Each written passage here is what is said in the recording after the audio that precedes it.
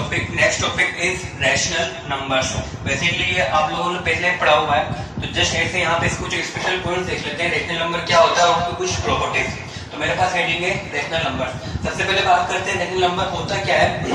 Any number which can be expressed as a p by q, where p and q belongs to integer and q is not equal to 0 is known as the rational number। यानी किसी number को अगर मैं p by q की form में express कर सकता हूँ, where p and q are the integer and q is not equal to 0, then this number is known as the rational number। For example, जैसे मेरे पास नंबर लिखा हुआ बेसिकली क्या लिखा है 1/1, तो p by q की फॉर्म बना मेरे पास।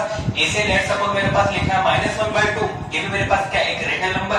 अगर मेरे पास लिखा लेट सपोज 0.3, तो 0.3 बेसिकली क्या लिखा है मेरे पास 3/10, तो ये भी क्या मेरे पास p by q की फॉर्म में। ऐसे मेरे पास अगर लिखा है लेट सपोज 1/3 क्या बनता है मेरे पास 0.33333, यानी कि ये भी मेरे पास क्या है रैशनल नंबर, यानी कि टर्मिनेटिंग डेसिमल, ठीक है। And repeating decimals are also known as rational number. जैसे टर्मिनेटिंग तो क्या बन जाएगा, सिंपली नीचे 10 की पावर आएगा p by q की फॉर्म में। अगर रिपीटिंग डेसिमल से तो 1/3 ऐसे कुछ नंबर्स आएंगे जिनको डिवाइड करना मेरे पास टर्मिनेटिंग डेसिमल्स बनते हैं। And non repeating and non terminating are known as the irrational number, ठीक है। तो ये मेरे पास सिंपली डेफिनेशन हुई कि terminating decimal and repeating decimals को हम p by q की फॉर्म में एक्सप्रेस कर सकते हैं। वो कैसे करते हैं वो आप लोगों को आता भी होगा, सिंपली एक्स मानकर मैं सिखा भी दूंगा नेक्स्ट इसके बाद किस तरीके से थोड़ा आइडिया देकर। सेकंड पॉइंट है मेरे पास every rational number is expressible either as a terminating decimal और एज ए रिपीटिंग डेसिमल। किसी भी रैशनल नंबर को या तो मैं टर्मिनेटिंग डेसिमल की फॉर्म में एक्सप्रेस कर सकता हूँ या फिर रिपीटिंग डेसिमल। जैसे मेरे पास 1/3 क्या बनेगा मेरे पास ये रिपीटिंग डेसिमल, और जैसे यहाँ 3/10 ये क्या लिखा मेरे पास टर्मिनेटिंग डेसिमल, ठीक है। यानी कि रैशनल नंबर जो होगा मेरे पास p by q की फॉर्म में या तो वो टर्मिनेटिंग डेसिमल बनेगा या फिर रिपीटिंग डेसिमल बनेगा, ठीक है। Every terminating decimal is a rational number. अगर कोई मेरे पास टर्मिनेटिंग डेसिमल है तो वो क्या बनेगा मेरे पास rational number. And every repeating decimal is also a rational number.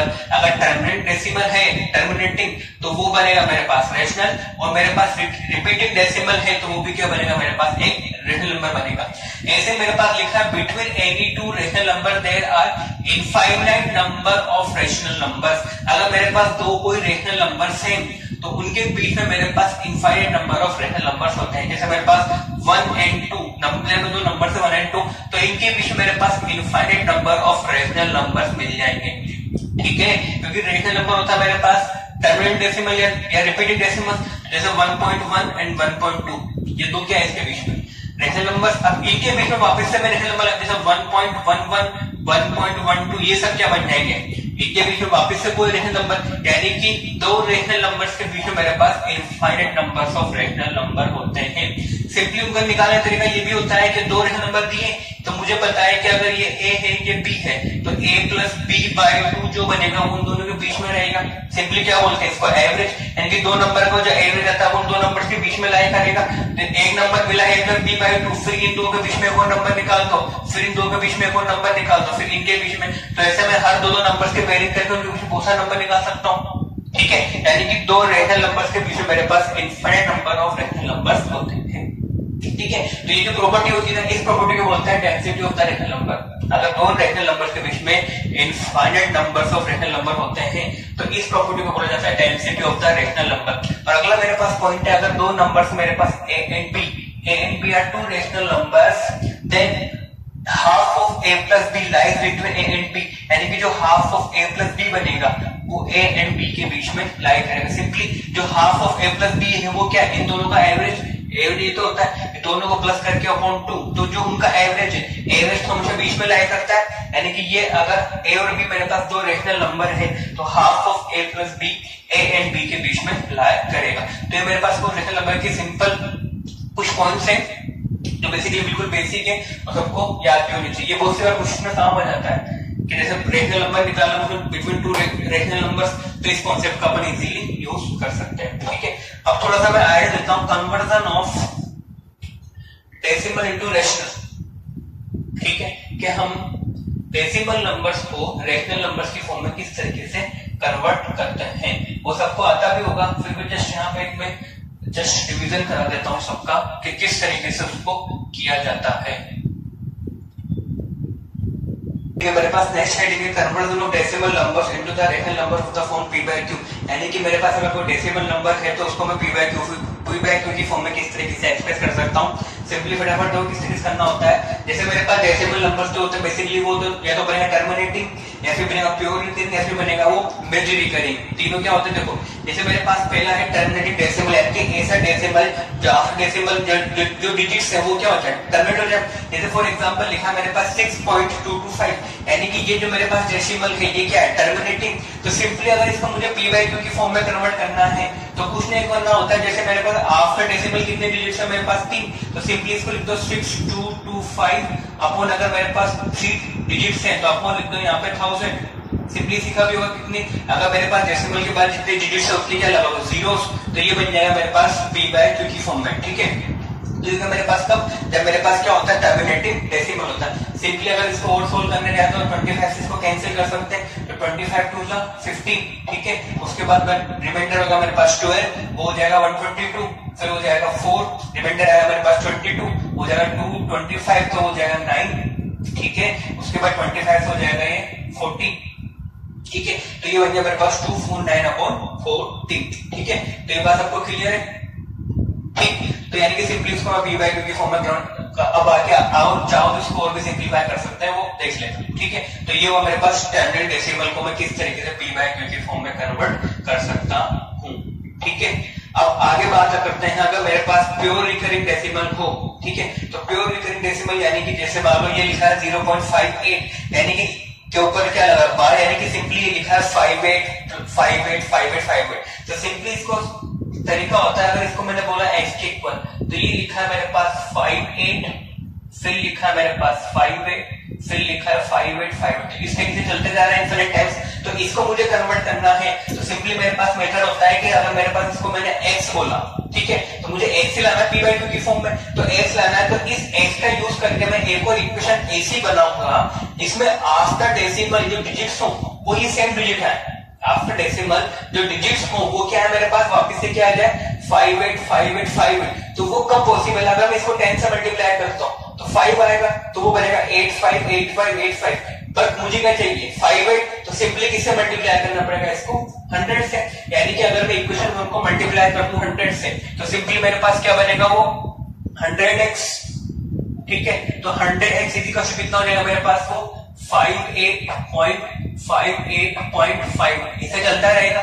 अब इक्वेशन 1 एंड 2 को क्या कर दूंगा माइनस, तो माइनस करने पड़ेगा मेरे पास 100x माइनस x कितना हो जाएगा मेरे पास ये 99x, और यहां से बनेगा मेरे पास 58.58 माइनस दिस। तो आफ्टर डेसिमल मेरे पास दोनों डिजिट्स क्या है, दोनों डिजिट्स क्या है सेम है, तो सेम होने पे क्या हो जाएगा कैंसिल। तो सिंपली यहां बनेगा मेरे पास 58, तो x इक्वल निकालूंगा तो क्या हो जाएगा मेरे पास 58/99। चाहो तो इसको तुम आगे और भी सोल्व कर सकते हो। ठीक है, सब क्लियर हो किस तरीके से किया मैंने।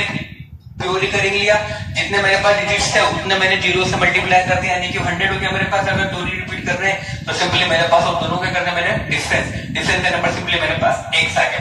अब मेरे पास अगर मिक्स रिकरिंग डेसिमल्स हो, मिक्स रिकरिंग डेसिमल में क्या करेंगे, यानी कि जैसे देखो यहाँ पे मेरे पास सब नंबर रिपीट कर रहे थे, यहाँ मेरे पास कोई रिपीट नहीं करना था। ठीक है, ये टर्मिनेटिंग था।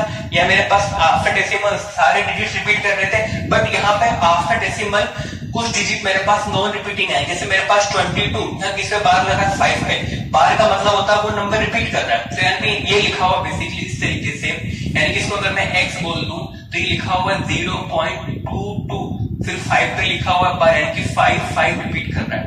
ठीक है, तो इसको करने का सिंपली मेरे पास मेथड होता है कि जो मेरे पास नॉन रिकरिंग डिजिट्स है ना, क्या 22, ये अगर मेरे पास रिपीट नहीं, इसको इधर लेके आ जाओ। तो इधर लेने के लिए क्या करना पड़ेगा, इसको 100 से मल्टीप्लाई, तो सबसे पहले इसको 100 से मल्टीप्लाई करके इधर लेके आ गया, तो ये बन गया 100x इक्वल हो जाएगा मेरे पास 22.5555। इसे चलता रहेगा।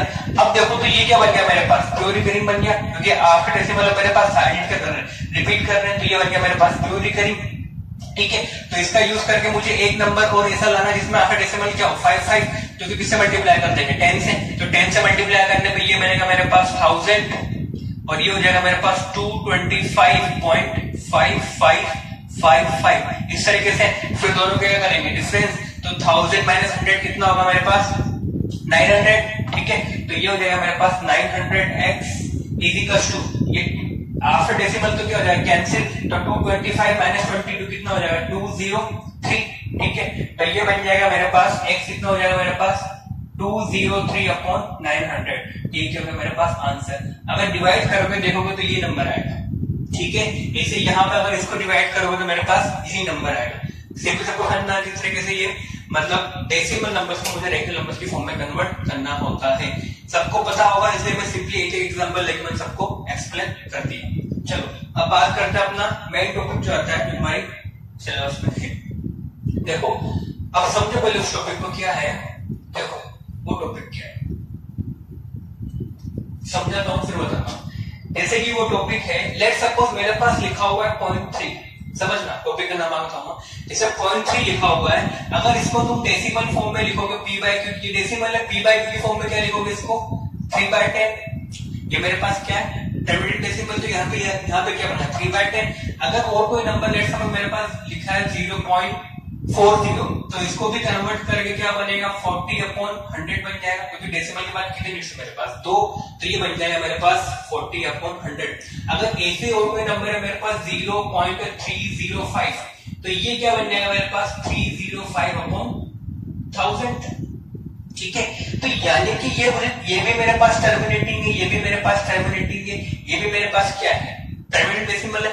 अगर कोई नंबर मेरे पास टर्मिनेटिंग डेसिमल है, ठीक है, तो ये तो कंफर्म है कि उसमें जो डिनोमिनेटर रहेगा उसमें क्या आएगा 10 का मल्टीपल आएगा, तभी तो वो क्या बनेगा टर्मिनेटिंग। सिंप्लीफाई करने में कुछ और भी आ सकता है, लेकिन 10 का मल्टीपल तो आएगा सही उसके डिनोमिनेटर में। जैसे यहाँ पे 10 या 100 या 1000 तो सब क्या है 10 के मल्टीपल है ना।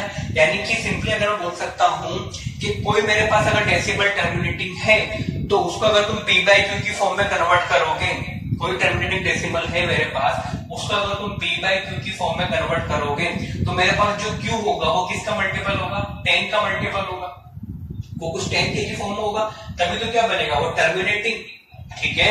एंड वो 10 का मल्टीपल होगा मेरे पास, ठीक है।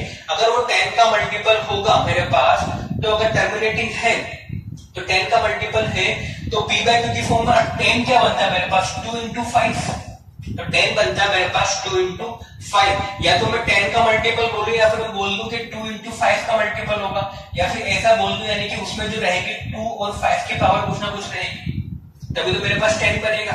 2 और 5 होगा तभी तो क्या बनेगा 10। यानी कि अगर मेरे पास कोई नंबर लिखा p/q की फॉर्म में, ठीक है, अगर q जो है मेरे पास 2 की पावर m इंटू 5 की पावर n की फॉर्म में आ जाए, जहां पे m और n क्या मेरे पास होल नंबर, ठीक है, तो वो जो नंबर रहेगा वो क्या होगा मेरे पास टर्मिनेटिंग डेसिमल। यानी कि 2 और 5 की फॉर्म के अलावा और कुछ भी कोई भी फैक्टर आया तो वो क्या बनेगा मेरे पास रिपीटिंग डेसिमल, ठीक है। किस तरीके से देखो ये सारे मेरे पास क्या थे टर्मिनेटिंग डेसिमल, यानी कि इनको मैंने 3/10, 40/100, 305/1000 लिखा, यानी कि अगर टर्मिनेटिंग है तो नीचे मैंने 10 का मल्टीपल आएगा, 10 का मल्टीपल आएगा कि बेसिकली जो p/q की फॉर्म में मेरे पास q बनेगा वो क्या बनेगा 10 का मल्टीपल, और 10 के अगर मैं प्राइम रिप्रेजेंटेशन करूं तो वो क्या होता है मेरे पास 2 and 5, यानी कि वो बनेंगे 2 into 5 का कोई मल्टीपल, यानी 2 की पावर समथिंग एंड 5 की पावर समथिंग। तो यानी कि अगर किसी रेशनल नंबर के p/q की फॉर्म में जो नीचे q है मेरे पास डिनोमिनेटर, अगर वो 2 की पावर m इंटू 5 की पावर n की फॉर्म में लिखा हुआ हो, तो वो नंबर क्या बनेगा मेरे पास टर्मिनेटिंग। 2 और 5 की फॉर्म के अलावा कुछ भी हो 3, 5, 7, 11, तो वो बनेगा मेरे पास रिपीटिंग, फिर वो टर्मिनेटिंग डेसिमल नहीं बनेगा, ठीक है। जैसे यहाँ पे अगर मैं इसके फैक्टर करूं 10 के, तो ये लिखा हुआ है 3/2 into 5। ऐसे यहाँ पे अगर मैं 100 के फैक्टर करूं नीचे तो बनेगा 40, और ये हो जाएगा मेरे पास 2² into 5²। ऐसे 1000 के फैक्टर कितना हो जाएगा 2³ into 5³। तो ये सब क्या बनना है मेरे पास टर्मिनेटिंग, क्यों, क्योंकि नीचे इनके 2 and 5 के ही मेरे पास फैक्टर बनना है। लेट सपोज मेरे पास लिखा है 10/3, ठीक है, या लेट सपोज 10/9 लिखा है, तो 10/9 लिखा है तो बेसिकली लिखा है 10/3 into 3, तो यहाँ मेरे पास क्या है 3 into 3 है, तो ये क्या बनेगा मेरे पास नॉन टर्मिनेटिंग, यानी कि ये बनेगा मेरे पास रिपीटिंग। ऐसे मेरे पास अगर लिखा है सपोज 1/3, तो हमको पता है 1/3 क्या होता है 0.3333, तो ये क्या 3 की पावर 1, 2 और 5 यहाँ पर नहीं है, तो क्या बनेगा ये रिपीटिंग डेसिमल, यानी कि नॉन टर्मिनेटिंग नहीं होगा।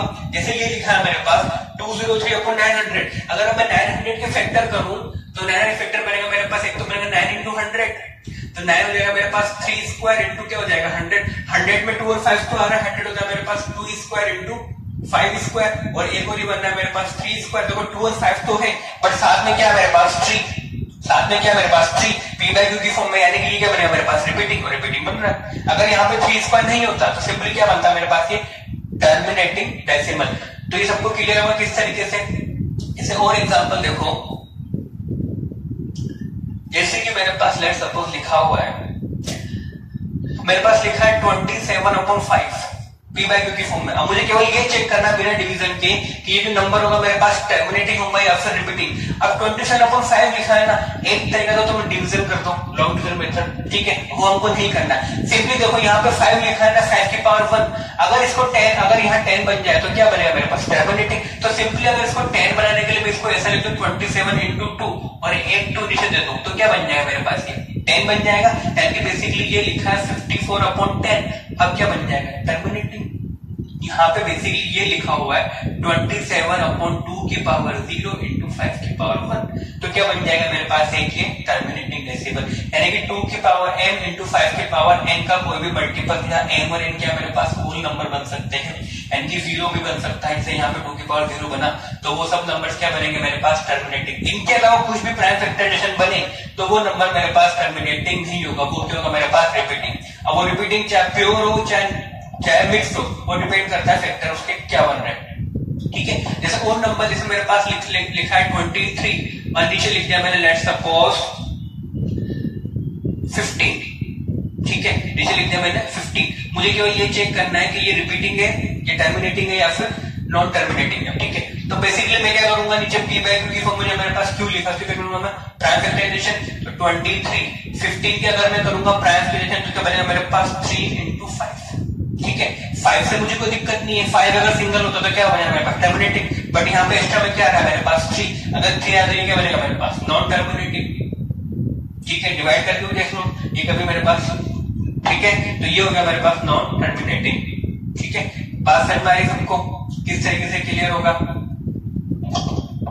15 को डिवाइड करते हैं तो ये बनेगा मेरे पास 15 मिलता है 15, ठीक है। उसका कितना आएगा 80, तो हो जाएगा मेरे पास पॉइंट, फिर डिवाइड करेंगे 5, फिर 50, फिर डिवाइड होगा 3, तो इस तरीके से ये चलता रहेगा, ठीक है। ये बात आपको क्लियर है कि किस तरीके से ये नॉन टर्मिनेटिंग एंड टर्मिनेटिंग बनेंगे।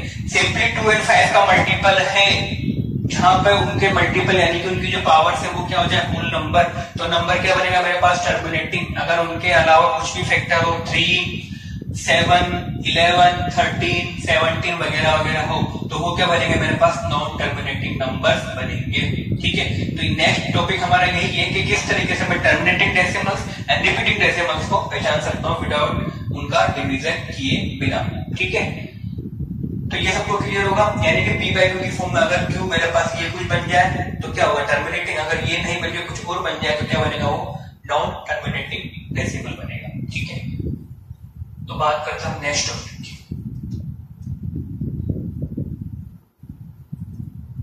तो हमारा टॉपिक है बेसिकली जो हमने समझा था अभी, nature of the decimal expansion of the rational number. कि अगर रैशनल नंबर का जो डेसिमल एक्सपांशन होगा उसका मेरे पास नेचर क्या होगा, बिना डिवीजन किए हम उसके नेचर को बता सकते हैं कि वो टर्मिनेटिंग होगा या फिर नॉन टर्मिनेटिंग होगा। देखो सबसे पहले लेट्स सपोज दो पॉइंट्स मैंने लिखे हुए हैं।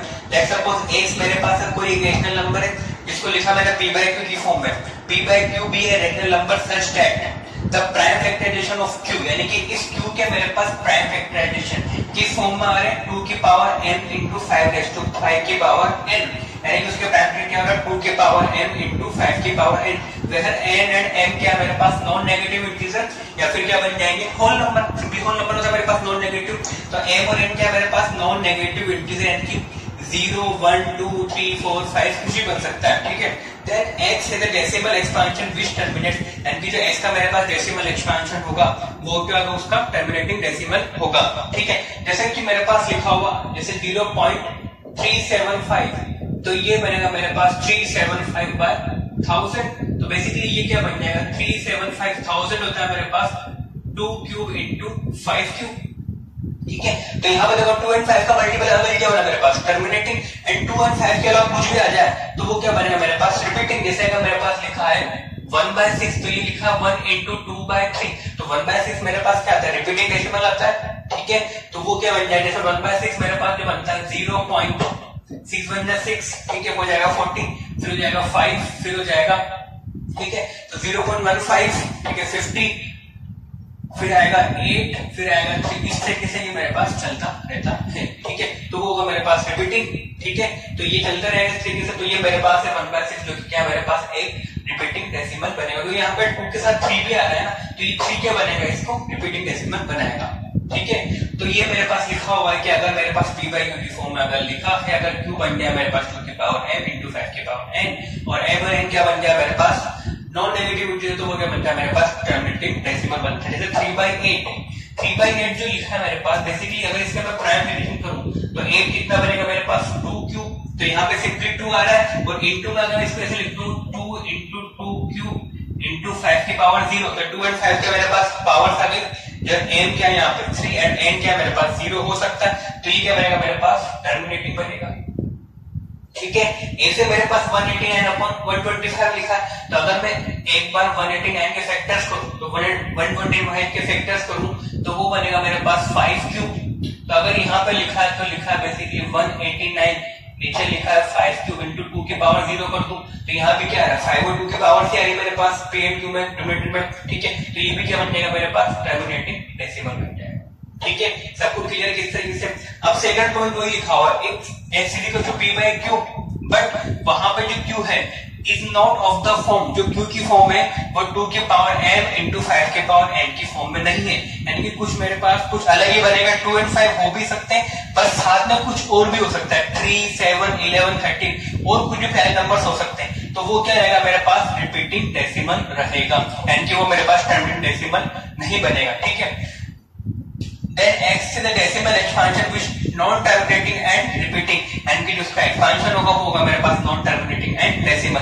जैसे 17/6 लिखा है, तो 77/6 बेसिकली लिखा हुआ 6 के प्राइम फैक्टर बनेंगे मेरे पास 2 into 3। अब यहाँ पे 2 भी है मेरे पास, 3 भी है। अगर सिंगल मेरे पास 2 होता तो क्या बनता है टर्मिनेटिंग, बट यहाँ पे 3 जो एक्स्ट्रा आ रहा है ना, तो उससे क्या बनेगा मेरे पास ये नॉन टर्मिनेटिंग। चाहो तो डिवाइड करके देख सकते हो, ठीक है। 17/6 अगर करूंगा तो बनेगा 6 2 जा 12, ठीक है। फिर रिमाइंडर आएगा 5, तो हो जाएगा पॉइंट लगाना 50, फिर हो जाएगा 8, ठीक है, फिर 20 हो जाएगा, फिर हो जाएगा 3, ठीक है।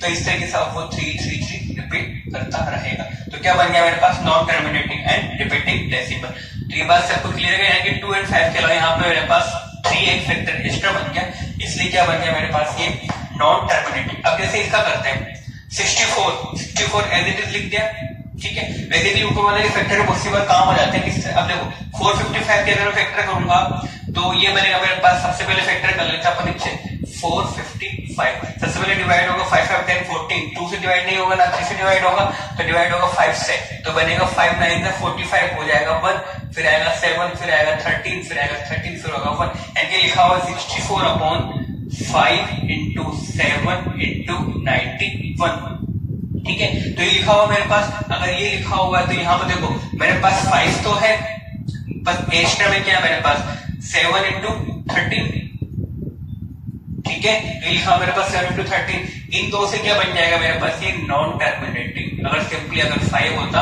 तो क्या बनता मेरे पास ये टर्मिनेटिंग, बट 7 into 13 साथ में आ रहा है ना, तो ये क्या बन जाएगा मेरे पास non terminating and repeating decimal. अब जैसे मेरे पास लिखा है 161/70, इसको अगर चेक करते हैं क्या बनेगा है, देखो अब यहाँ पर मेरे पास उसी बार जो होगा मेरे पास न्यूमरेटर लिखा है उसके फैक्टर भी काम आ जाते हैं। किस तरीके से देखो, जैसे वो लिखा है मेरे पास 161/70, ठीक है। अब जैसे 161 के अगर मैं फैक्टर करूं तो डिवाइड तो होगा नहीं, सपोज 3 से 2 से डिवाइड नहीं होगा, 3 से डिवाइड नहीं होगा, 5 से नहीं होगा, 7 से डिवाइड होगा, 7 से डिवाइड होगा, ये बनेगा मेरे पास 7 2 14, तो वो आएगा मेरे पास 23, तो फिर डिवाइड होगा 23 से, इसके फैक्टर बनेंगे मेरे पास 7 into 23। अब 70 के फैक्टर्स करूं मैं, तो 70 के फैक्टर सबसे पहले डिवाइड होगा 2 से, आएगा 35 बनेगा मेरे पास, उसके बाद 5 से, फिर डिवाइड होगा 7 से, ठीक है। अब यहाँ पर देखो दोनों के प्राइम फैक्टराइजेशन मैंने किए। अब यहाँ पे अगर सिंपली मैं इसके प्राइम फैक्टराइजेशन नहीं करता, सिंपली इसको लिखता मैं 161, तो यहाँ मेरे पास इसके फैक्टर बन रहे 2 × 5 × 7, तो इसको डायरेक्टली देख के बोल सकता हूँ क्या नॉन टर्मिनेटिंग, जो कि गलत है। क्यों? क्योंकि यहाँ पे मेरे पास जो 7 है वो इसको बना रहा है ना कि नॉन टर्मिनेटिंग डेसिमल बने, क्योंकि 2 और 5 होता तो क्या बनता है टर्मिनेटिंग। जो 7 है उसी की वजह से क्या बन रहा है मेरे पास नॉन टर्मिनेटिंग। बट ऊपर भी मेरे पास 7 है, नीचे भी 7 है, तो दोनों क्या हो जाएंगे मेरे पास कैंसिल। तो यहाँ मेरे पास 7 अगर कैंसिल हो जाएगा तो सिंपली ये बनेगा मेरे पास 23/2 × 5। तो अब क्या मेरे पास 2 और 5 का मल्टीपल है, तो क्या बनेगा ये टर्मिनेटिंग। तो बहुत सी बार अगर मेरे पास न्यूमरेटर लिखा उसके फैक्टर्स निकालने चाहिए, तो हो सकता है ऊपर नीचे कुछ कॉमन फैक्टर कैंसिल हो रहा हो, फिर वो टर्मिनेटिंग एंड नॉन टर्मिनेटिंग बन रहा हो, ठीक है। जैसे यहाँ मेरे पास 7 कैंसिल हो रहा है, क्योंकि ये अगर मैं डायरेक्टली देखूं तो 7 के रेस्पेक्ट में क्या बनेगा नॉन टर्मिनेटिंग, बट 7 जो है मेरे पास ऊपर नीचे कैंसिल हो रहा है, तो क्या बन जाएगा मेरे पास ये टर्मिनेटिंग डेसिमल, क्योंकि अब मेरे पास 2 और 5 बचेगा, तो ये बन गया मेरे पास टर्मिनेटिंग डेसिमल। तो इस तरीके से टर्मिनेटिंग और नॉन टर्मिनेटिंग डेसिमल सबको पहचानने होते हैं, ठीक है। अब एक दो क्वेश्चंस की बात करते हैं, किस तरीके से क्वेश्चंस आते हैं, डायरेक्टली देखकर किस तरीके से पहचाना जाता है। तो सिंपली मेरे पास एग्जांपल है, सबसे पहले एग्जांपल है, मुझे चेक करना है इन सारे फ्रैक्शंस को कि सारे डेसिमल ये टर्मिनेटिंग होंगे या फिर मेरे पास क्या होंगे नॉन टर्मिनेटिंग डेसिमल होंगे। सबसे पहले लिखा है 23/2 × 5², ठीक है। तो नीचे मेरे पास जो ये न्यूमरेटर है इसमें फैक्टर्स क्या होंगे मेरे पास 2³ × 5²। यहाँ पे मेरे पास बेसिकली 2 की पावर m × 5 की पावर n की फॉर्म में लिखा होगा। इस फॉर्म में लिखा हुआ तो ये नंबर क्या बन जाएगा मेरे पास टर्मिनेटिंग डेसिमल बन जाएगा। ऐसे यहाँ लिखा 129/2 2², 5 की पावर 7 × 7 की पावर 5। अगर सिंपली 2 और 5 होता तो क्या बनता है टर्मिनेटिंग, बट यहाँ पे 7 की 5 मेरे पास एक्स्ट्रा आ रहा है ना, तो ये मेरे पास 2 की पावर n × 5 की पावर n की फॉर्म में नहीं है, तो ये क्या बनेगा मेरे पास नॉन टर्मिनेटिंग डेसिमल। अगर यहाँ पे 7 की पावर 5 नहीं होता तो क्या बन जाता है ये टर्मिनेटिंग, बट अभी क्या बनेगा मेरे पास ये नॉन टर्मिनेटिंग डेसिमल, ठीक है। अब अगला लिखा है मेरे पास 243। अब यहाँ पे इसे करते हैं प्राइम फैक्टराइजेशन। 243 को डिवाइड करूंगा सबसे पहले मैं 3 से, तो 3 से डिवाइड करने बनेगा 8 × 1। ये वापस से 3 से डिवाइड होगा कितना आएगा 27, फिर 3 से डिवाइड होगा कितना आएगा मेरे पास 9, फिर 3 से डिवाइड होगा 3 3 3 1 1 2 3 4 5। बेसिकली क्या लिखा है मेरे पास 3 की पावर 5 लिखा है, तो ये बनेगा मेरे पास 29/3 की पावर 5। अब सिंपली 3 की पावर 5 यहाँ पे 2 है ही नहीं, तो क्या बनेगा मेरे पास ये नॉन टर्मिनेटिंग, क्योंकि यहाँ पे 2 और 5 कुछ भी नहीं है। सिंपली क्या मेरे पास 3 की पावर 5, क्योंकि ये मेरे पास 2 की पावर m × 5 की पावर n की फॉर्म में नहीं है, तो क्या बनेगा मेरे पास ये नॉन टर्मिनेटिंग, ठीक है, यानी कि ये बनेगा मेरे पास रिपीटिंग। अब नीचे लिखा है 3125, तो सिंपली मुझे क्या करना होता है प्राइम फैक्टराइजेशन।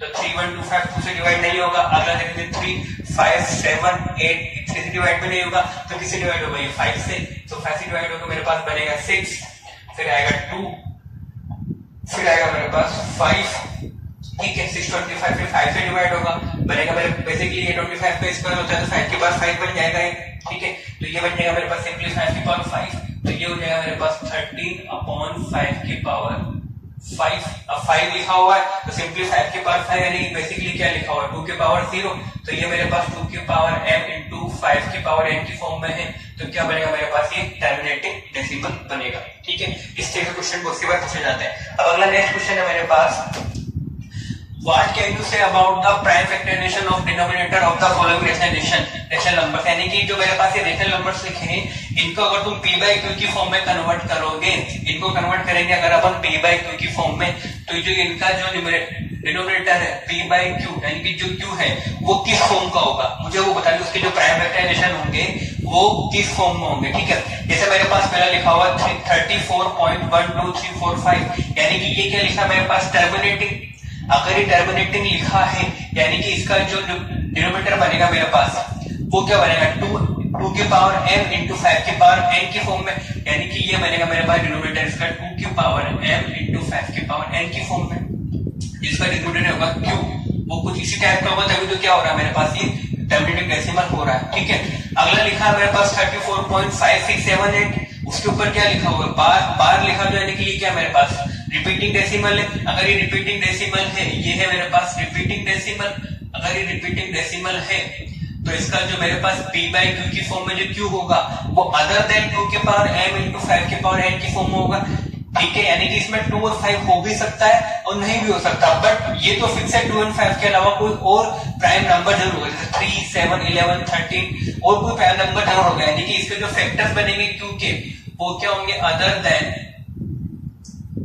2 की पावर n इंटू 5 की पावर n। 2 की पावर हो भी सकते हैं, नहीं तो अगर ये तो फिक्स है 2 और 5 के अदर देन कोई ना कोई एक फैक्टर जरूर होगा प्राइम नंबर की फॉर्म में, 3, 7 जो भी अदर देन फैक्टर्स हो सकते हैं, तभी तो क्या बन रहा है मेरे पास ये रिपीटिंग डेसिमल बन रहा है। ऐसे ये भी क्या मेरे पास रिपीटिंग डेसिमल है, रिपीटिंग डेसिमल यानी कि इसके जो प्राइम फैक्टराइजेशन करेंगे क्योंकि वो भी क्या होंगे notes of the form of 2 की पावर m इंटू 5 की पावर n, यानी कि उसमें 2 और 5 के अलावा कुछ और भी मेरे पास प्राइम नंबर्स होंगे उसके जो फैक्टर्स करेंगे, ठीक है। तो ये बेसिकली यहाँ पर तुम्हारा चैप्टर खत्म होता है।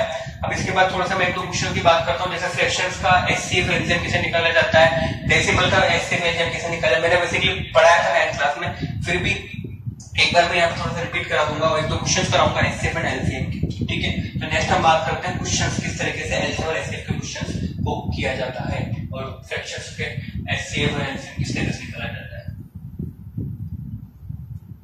तो चलो बात करते हैं कुछ नेक्स्ट क्वेश्चन की जो बेसिकली एचसीएफ और एलसीएम पे बेस्ड है। बेसिकली ये टॉपिक मैं 9th क्लास में पढ़ा चुका हूँ, लेकिन कुछ बच्चों को दिक्कत थी इसलिए मैं दोबारा दिखा रहा हूँ पर कि अगर मेरे पास कोई डेसिमल्स है तो उसके मैं फ्रैक्शन की, अगर मेरे पास कोई डेसिमल है तो उस डेसिमल का मैं एचसीएफ और एलसीएम किस तरीके से निकालूंगा, उसी तरीके से मेरे पास अगर कोई फ्रैक्शन की फॉर्म में दिया है 1/2, 3/2 इस तरीके से, तो उन सब नंबर्स का मैं एचसीएफ और एलसीएम किस तरीके से निकालूंगा।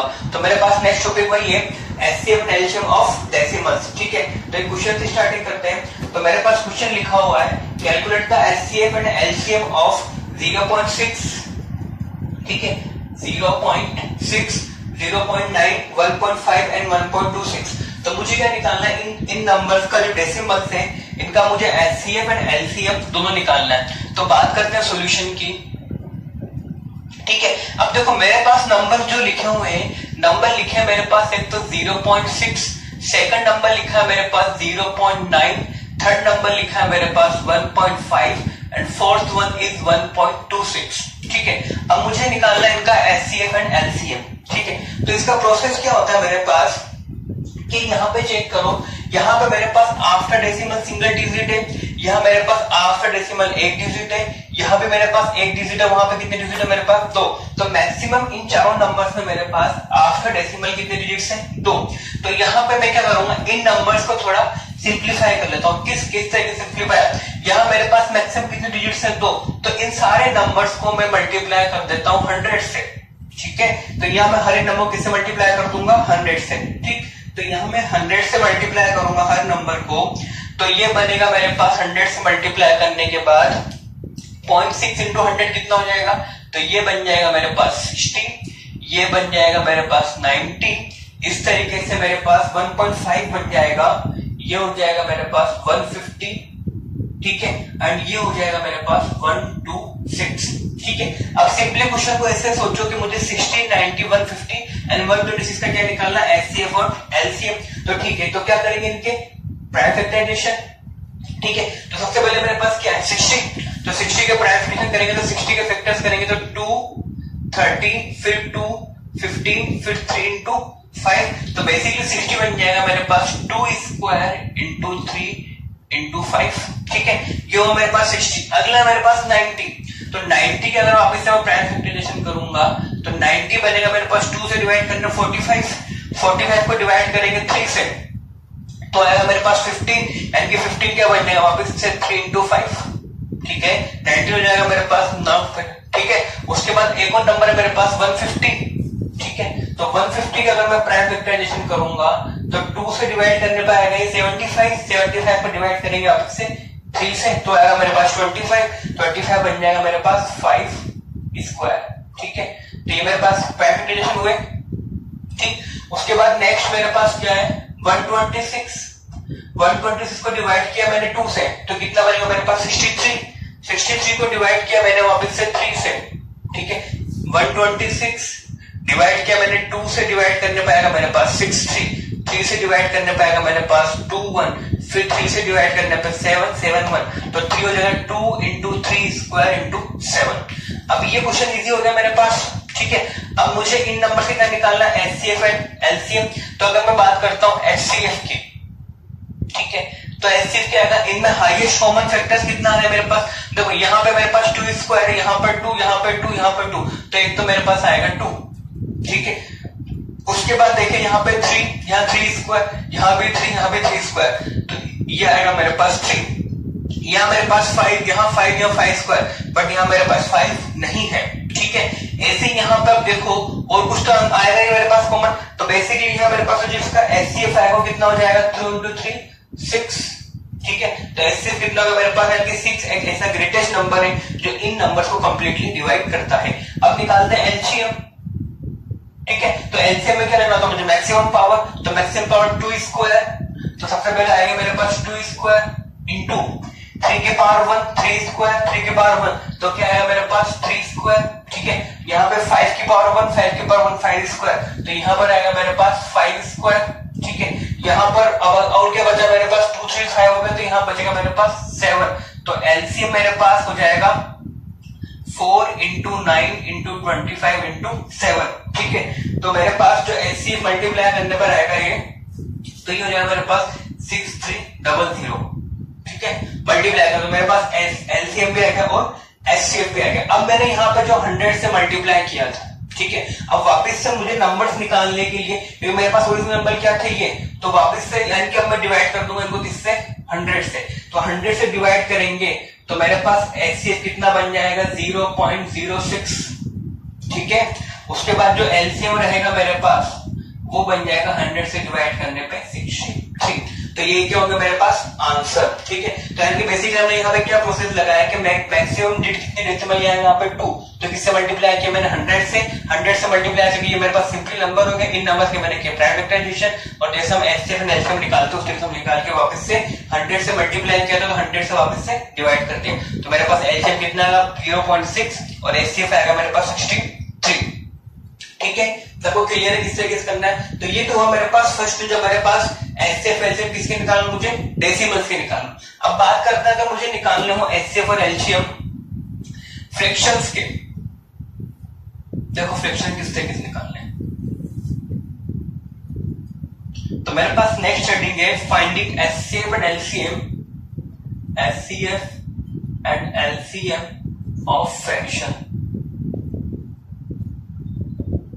ठीक है। तो फ्रैक्शंस क्या, एचसीएफ एंड एलसीएम किस तरीके से निकालते हैं, देखो लेट्स सपोज मेरे पास मुझे एचसीएफ निकालना है A/B, C/D का, ठीक है। तो जो एचसीएफ होता है मेरे पास A/B C/D का, तो वो बनता है मेरे पास इक्वल्स टू, वो निकालते हैं एचसीएफ हो जाता है A, C अपॉन एलसीएम हो जाता है ये B, D, ये प्रोसेस होता है।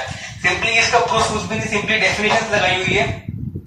मुझे एचसीएफ निकालना है A/B, C/D, तो क्या बन जाएगा एचसीएफ ऑफ A, C और एलसीएम ऑफ B, D। ऐसे मुझे अगर निकालना है LCM of A, B, C/D, तो मुझे निकालना है एलसीएम, तो ऊपर आएगा मेरे पास एलसीएम, तो ऊपर आएगा एलसीएम ऑफ A, C और नीचे आएगा मेरे पास एचसीएफ ऑफ B, D। तो इस तरीके से मैं फ्रैक्शन के एचसीएफ एंड एलसीएम निकालता हूं, ठीक है। अगर मुझे निकालना एचसीएफ A/B, C/D, तो एचसीएफ कितना हो जाएगा मेरे पास A, C का HCF upon LCM of B, D। ऐसे मुझे एलसीएम निकालना है A/B, C/D का, तो एलसीएम निकालना तो ऊपर आएगा एलसीएम A, C, नीचे जाएगा एचसीएफ B, D। तो इस तरीके से मैं फ्रैक्शन के एचसीएफ एंड एलसीएम निकालता हूं। जैसे कि यहाँ मेरे पास क्वेश्चन है find HCF and LCM of 6/5, 12/25 and 18/35, ठीक है। तो इसका अगर सोल्यूशन करते हैं हम, तो ऐसा सोल्यूशन देखते हैं। तो इनका मुझे अगर एचसीएफ निकालना है, यानी कि मैं फाइंड करूं लेट्स सपोज एचसीएफ ऑफ 6/5, 12/25, 18/35, तो प्रोसेस क्या रहेगी, अगर मुझे एचसीएफ निकालना है तो ऊपर से क्या आएगा इन नंबर्स का एचसीएफ, यानी कि यहां मेरे पास इक्वल टू में आएगा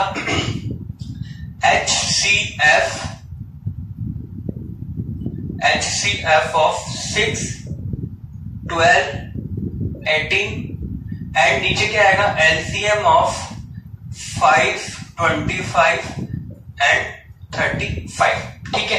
तो यहाँ पे अब मैं देखूं, अगर मेरे पास तीनों का मुझे निकालना है एचसीएफ, यानी कि ऐसा फैक्टर तीनों में कॉमन तो 6, 12, 18, तो इसका मेरे पास एचसीएफ कितना आएगा 6, और इनका निकालना मुझे एलसीएम यानी कि 5, 25 का तो एलसीएम कितना है 25, 25 और 35 का अगर एलसीएम देखेंगे तो 15 यानी कि 175, तो ये हो जाएगा मेरे पास 175, यानी कि एचसीएफ ऑफ 6/5, 12/25, 18/35 कितना आएगा मेरे पास 6/70, 175, ठीक है। तो ये होता है मेरे पास आंसर।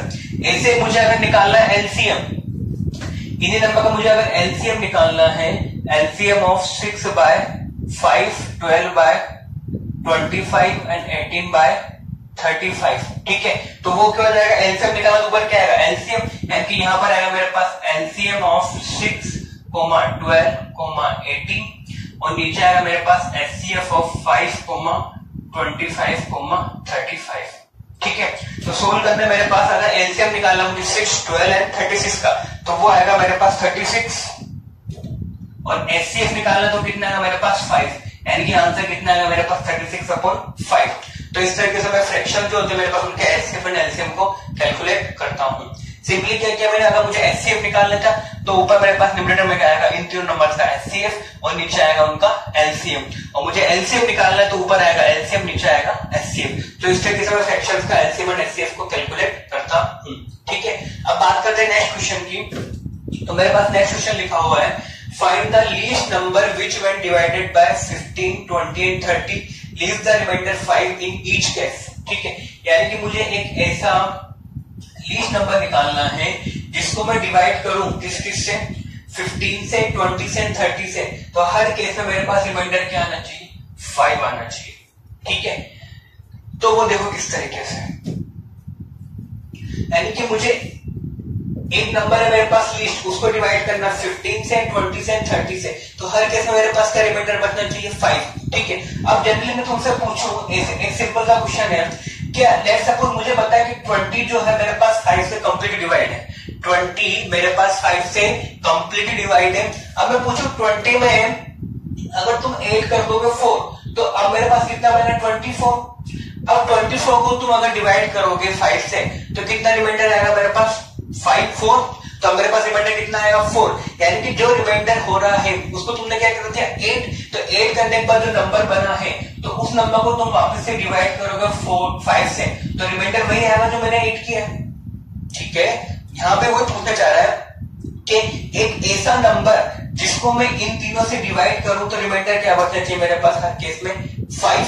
जैसे यहाँ मैंने बोल दिया कि 20 एक ऐसा नंबर है, 20 में क्या 8 करें ताकि हर केस में मेरे पास रिमाइंडर क्या बचे 4, तो तुम क्या बोल दोगे 24 नंबर होगा वो, ठीक है। तो इस तरीके से ही मेरे पास क्वेश्चन बनता है। जैसे और क्वेश्चन, जैसे मान लो मेरे पास 30 है, 6 से कंप्लीट डिवाइड है, ठीक है। अगर इसमें मैं 3 ऐड कर दूंगा तो नंबर क्या बना मेरे पास 33। अब मैं क्या बोलूंगा 33 को तुम 6 से डिवाइड कर दो, रिमाइंडर क्या बनेगा हमेशा 3 रहेगा। तो रिमाइंडर को अगर मैं जो पूरा मल्टीपल उसमें ऐड कर दूंगा तो डिवाइड करने पे वही मेरे पास क्या रहेगा उसका रिमाइंडर रहेगा, ठीक है। तो वही कॉन्सेप्ट हम यहाँ पर लगाएंगे। तो सबसे पहले वो एक लिस्ट नंबर जो इन तीनों नंबर से कंप्लीटली डिवाइड होता है वो क्या होता है मेरे पास इनका एलसीएम, यानी कि सबसे पहले मैं इनका क्या निकाल लेता हूं एलसीएम, यानी कि अगर मैं एलसीएम निकालू, यहाँ पे सोल्यूशन की बात करते हैं तो ये मेरे पास सोल्यूशन है। तो इसका अगर मैं एलसीएम निकालू 15, 20 एंड 30, तो इसका मेरे पास एलसीएम आएगा 15, 20, 30 एंड 60, तो इसका एलसीएम आएगा मेरे पास 60,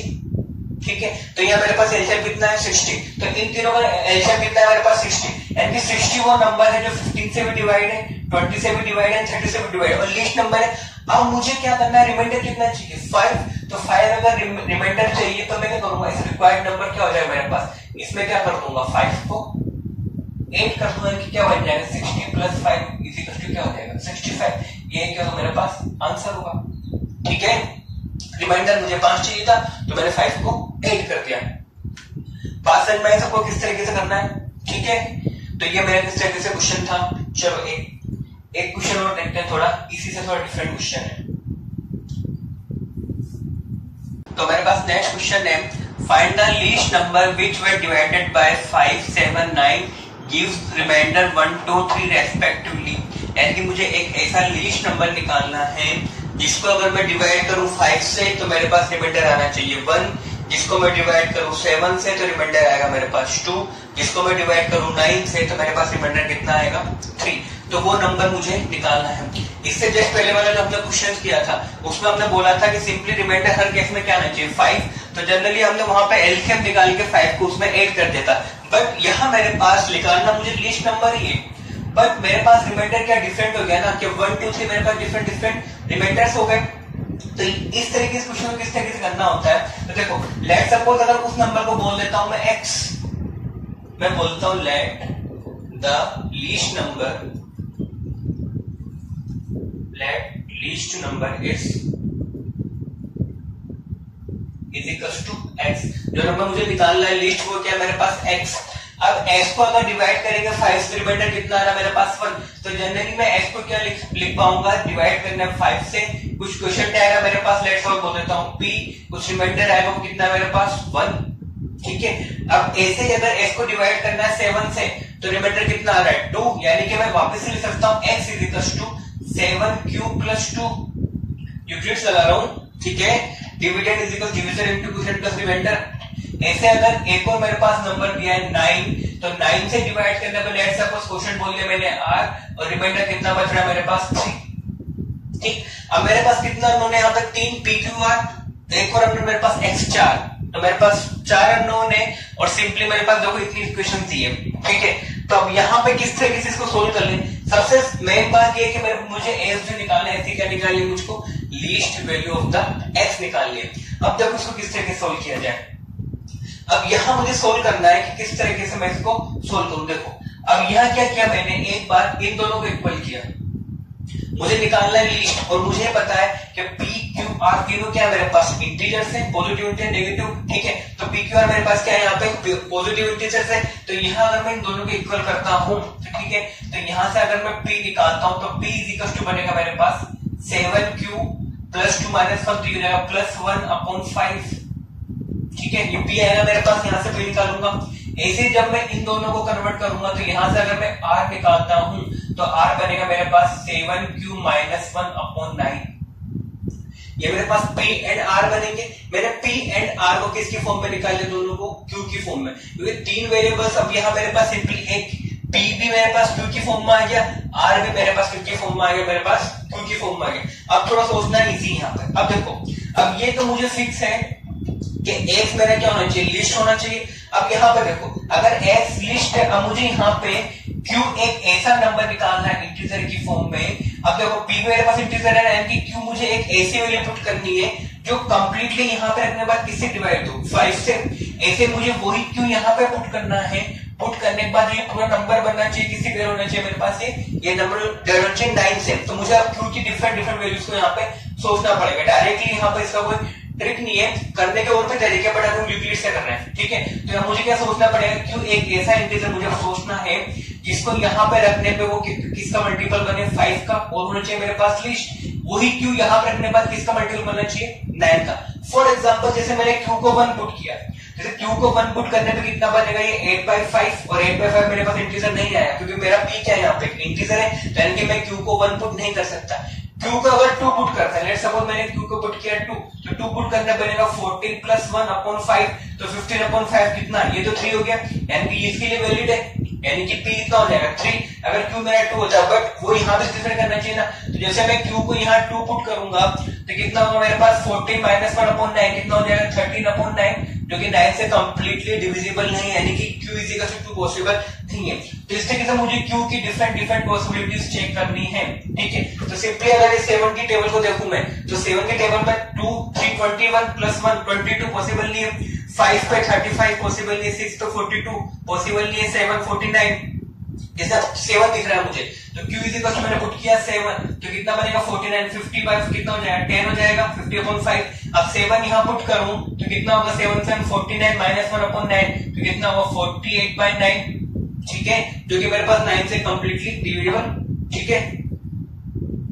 बात समझ में आ रही है। तो ये हुआ मेरे भाई कि q इज इक्वल टू 7 मेरे पास पॉसिबल नहीं है। ऐसे डिफरेंट वैल्यूज देखेंगे 8 9 10 11 12 13, तो यहाँ पूरा सोल्व करने के बाद अगर मैं q को पुट करता हूँ यहाँ पे 22, ठीक है, q को पुट कर रहा हूँ मैं 22, तो 22 पुट करने पर ये बनेगा 7 × 22 कितना हो जाएगा मेरे पास 154 + 1/5, तो तो 155 अपॉन 5 कितना हो जाएगा मेरे पास, तो ये बनेगा मेरे पास 155 अपॉन 5, यानी कि P इज इक्वल टू हो जाएगा मेरे पास 5 3 से 31 पॉसिबल है। अब यहाँ पे पुट करके देख लेते हैं, जैसे यहाँ मैंने पुट किया 22, तो ये बनेगा 7 into 20 कितना 154 माइनस 1 अपॉन 9, तो R is equal to 153 upon 9, तो 9 को डिवाइड करेंगे, 9 से डिवाइड करेंगे 153 7, तो 9 1 6 17, यानी कि यहाँ पे मेरे पास इंटीजर आ रहा है, यहाँ पे इंटीजर है, यानी कि मुझे मिनिमम वैल्यू कितनी मिलेगी यहाँ पे, Q की 22। तो ठीक है, तो मेरे पास हुआ मिनिमम, तो Q कितना मुझे मिल गया 22, P कितना मिल गया मुझे 31, R कितना मुझे मिल गया 17। ये मुझे यहाँ पे वैल्यूज को पुट करके देखना पड़ेगा कि क्या मुझे यहाँ पे सुटेबल वैल्यू पुट करनी पड़ेगी। 2-3 वैल्यूज पुट करोगे तुम अपना थोड़ा आइडिया हो जाएगा क्या पुट करना है। अब मुझे Q क्या मिल गया यहाँ पे 22, P मिल गया मुझे 31, तो यहाँ रख देते हैं। तो लीस्ट नंबर क्या निकलेगा मेरे पास, x इज इक्वल टू कितना था मेरे पास 5p + 1, चाहे यहां से निकालो चाहे यहां से निकालो, कैसे निकालो बात है कि, तो मैं अगर p पुट कर रहा हूं यहाँ पे 31, तो p is equal to put कर रहा हूं 31, तो ये बनेगा मेरे पास x is equal to 5 into 31 + 1, तो ये हो जाएगा मेरे पास 155 + 1, यानी कि कितना आएगा मेरे पास 156, तो x इज इक्वल टू कितना आएगा मेरे पास 156, यानी कि 156 वो लीस्ट नंबर है जिसको तुम 5 से डिवाइड करने पर रिमाइंडर 1, 7 से डिवाइड करने पर रिमाइंडर 2 एंड 9 से डिवाइड करने पर मेरे पास रिमाइंडर 3 आता है। चेक कर लेते हैं, जैसे 5 से डिवाइड किया तो रिमाइंडर 1 दिख रहा है इजीली यहाँ पे, 7 से डिवाइड किया 7 2 14, फिर 16 14 रिमाइंडर 2, 9 से डिवाइड करेंगे 9 1 66, तो 3 63 रिमाइंडर कितना हो गया 3, यानी कि यही क्या होगा मेरे पास आंसर होगा, यानी कि 156 वो लीस्ट नंबर है जिसको 5 7 9 से डिवाइड करना मेरे पास क्या, तो रिमाइंडर 1 2 एंड 3 होता है। ठीक है, तो यहाँ पर तुम्हारा चैप्टर खत्म होता है। ठीक, अब बाकी क्वेश्चन वगैरह तुम करते रहो, पूरी एनसीईआरटी बाकी जो अपना मॉड्यूल वगैरह वो पूरा सोल्व करो, बाकी जो क्वेश्चन देता हूँ वो भी पूरे सोल्व करो। इसके बाद हम नेक्स्ट चैप्टर स्टार्ट करेंगे क्वाड्रेटिक इक्वेशन, जो कि हमारा नेक्स्ट चैप्टर होगा।